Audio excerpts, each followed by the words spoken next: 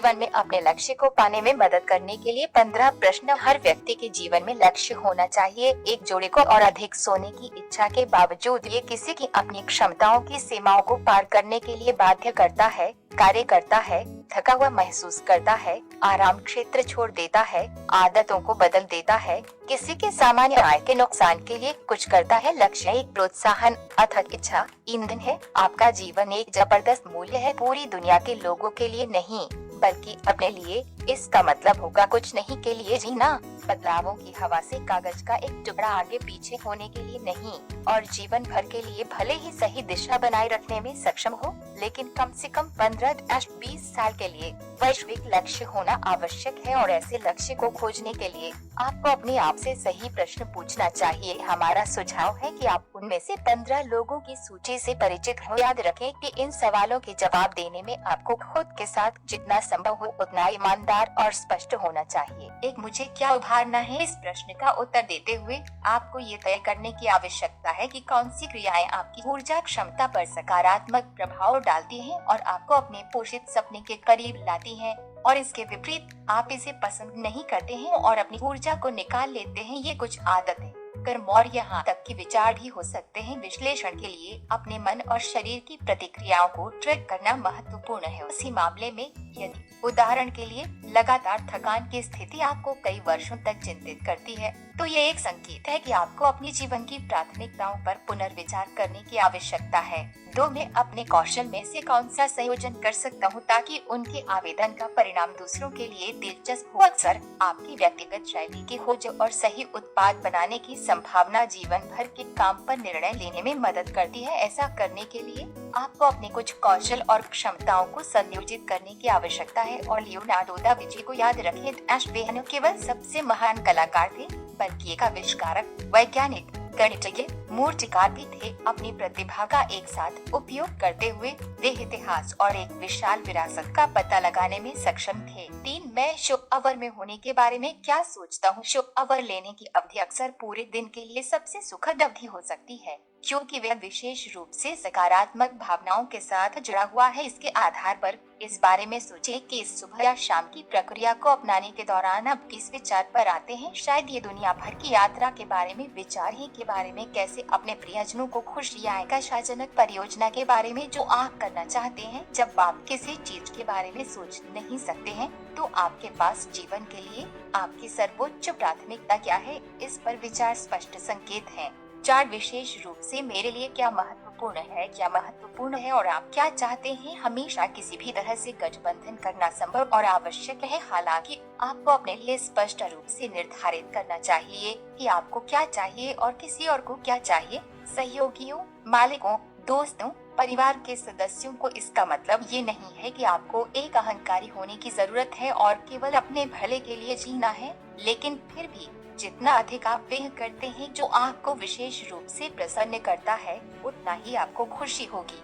जिसका अर्थ है कि रास्ते में बाधाएं होंगी, आसान और तेजी से दूर करने के लिए। 5, मैं प्रियजनों के साथ क्या संवाद करूं। याद रखें, आप किस विषय पर परिवार के सदस्यों के साथ सबसे अधिक बात करते हैं और आप अपने काम के सहयोगियों के साथ क्या बात करते हैं। आपको अपने पति के साथ, अपने बेटे के साथ, अपनी माँ के साथ चर्चा करने के लिए सबसे ज्यादा क्या पसंद है। एक नियम के रूप में सबसे अधिक बार चर्चा किए गए विषय किसी व्यक्ति के लिए सबसे अधिक प्रासंगिक है। और अगर उदाहरण के लिए आप हर समय इस बारे में बात करते हैं कि कहीं जाना अच्छा होगा या समय पर जाना होगा, तो शायद आपको अपने रहने के स्थान को बदलने या खुद को समझने के लिए लंबी छुट्टी पर जाने की जरूरत है, उस जीवन को जीने के लिए जिसे आप वास्तव में चाहते हैं, और उचित निष्कर्ष निकालना।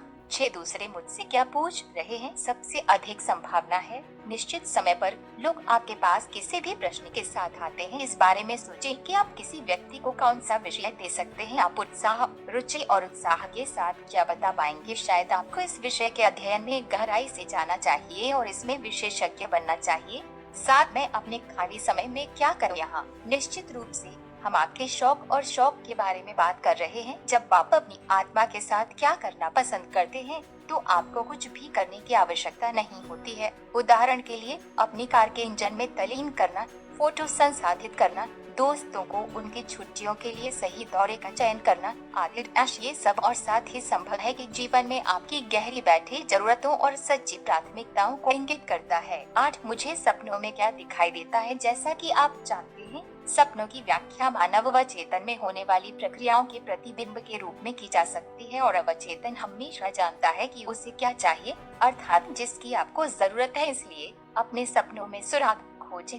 वे आपको उन सवालों के जवाब दे सकते हैं जो आपकी चिंता करते हैं और आपको बताते हैं कि आपको जीवन में क्या करना चाहिए ताकि ये आपके व्यक्तित्व की सच्ची विशेषताओं से मेल खाए। 9 मुझे कौन सी खबर सीखना पसंद है। सबसे पहले अपने लिए ध्यान दें। जहां आप इंटरनेट या प्रिंट मीडिया से ज्ञान प्राप्त करना पसंद करते हैं, दूसरे विश्लेषण करें कि आपके लिए कौन से विषय सबसे अधिक रुचि रखते हैं। व्यवसाय, संस्कृति, विधा, मनोविज्ञान या कुछ और के क्षेत्र में समाचार। इन सवालों के जवाब देकर आप विशेष रूप से ये पता लगा सकते हैं आप किस चीज में सबसे ज्यादा दिलचस्पी रखते हैं।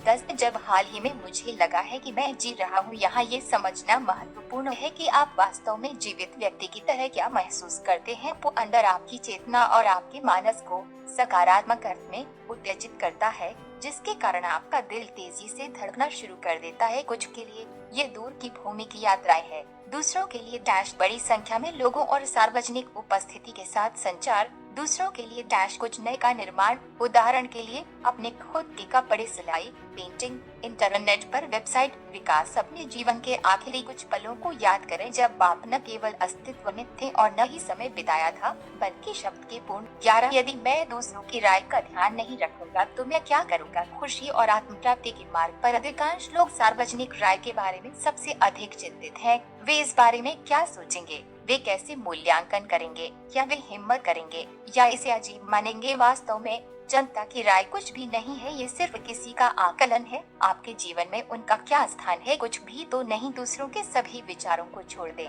कल्पना करें कि आप एक हैं। आप क्या करना चाहेंगे, किस समय समर्पित करें। 12 अगर मैं पैसे पर निर्भर नहीं होता तो मैं क्या करता। धन का मुद्दा आत्म साक्षात्कार और सफलता के मार्ग पर एक और पड़ाव है। कोई सोचता है कि वह पैसे की कमी के कारण वह नहीं कर रहा है जो वह चाहता है, लेकिन ये बिल्कुल विपरीत है। उसकी पसंदीदा चीज करने से जीवन में खुशी और समृद्धि आ सकती है। हाँ, और यहाँ खुशी सर्वोपरि है। 13 निम्नलिखित में से कौन मेरे लिए सबसे ज्यादा मायने रखता है। निश्चित रूप से आपके पास दैनिक कार्य योजना है, अगर नहीं तो बनाई, फिर उसे देखो और मुझे बताओ कि आज कौन सा मामला सबसे महत्वपूर्ण है या कल और परसों क्या होगा। उनमें से कौन सा पूरा होने पर आप यथासंभव संतुष्ट महसूस करेंगे। सबसे अधिक संभावना है ये बिल्कुल वही चीजें हैं जो आपको सही दिशा में ले जाती हैं। लक्ष्य को प्राप्त करने के लिए अपने जीवन में इन चीजों पर ध्यान लगाओ। 14 मैं अपने बारे में क्या बता सकता था। यदि आपको अचानक एक छोटी कहानी के साथ खुद को चरित्रवान बनाने के लिए कहा गया तो आप क्या कहेंगे। अगर तुरंत कुछ भी दिमाग में नहीं आता है तो सोचिए और ऐसी कहानी लिखिए, लेकिन याद रखें कि ये कैपेसिटिव होना चाहिए। उदाहरण के लिए 5-7 वाक्यों से मिलकर। और सबसे महत्वपूर्ण बात इसमें शामिल है, अपने बारे में पढ़ने के बाद आप देख सकते हैं कि आपके लिए क्या महत्वपूर्ण है। 15 क्या मैं जो करना चाहता हूँ उससे मेल खाता हूँ। ये सवाल शायद सबसे महत्वपूर्ण है। तय करें अपने जीवन के क्षण में आप क्या चाहते हैं के साथ व्यस्त हैं और एक निश्चित समय पर यदि उत्तर नहीं है तो अतिरिक्त प्रयास करें। मना करें कि आपका नहीं और जो आपको पसंद है वह करना शुरू करें। हम आपको जीवन में अपने मुख्य लक्ष्य का निर्धारित करने में सफलता की कामना करते हैं। जैसा कि मार्क ट्वेन ने कहा, जो कोई भी नहीं जानता है कि वह कहाँ जा रहा है, वह गलत जगह होने पर बहुत आश्चर्यचकित होगा।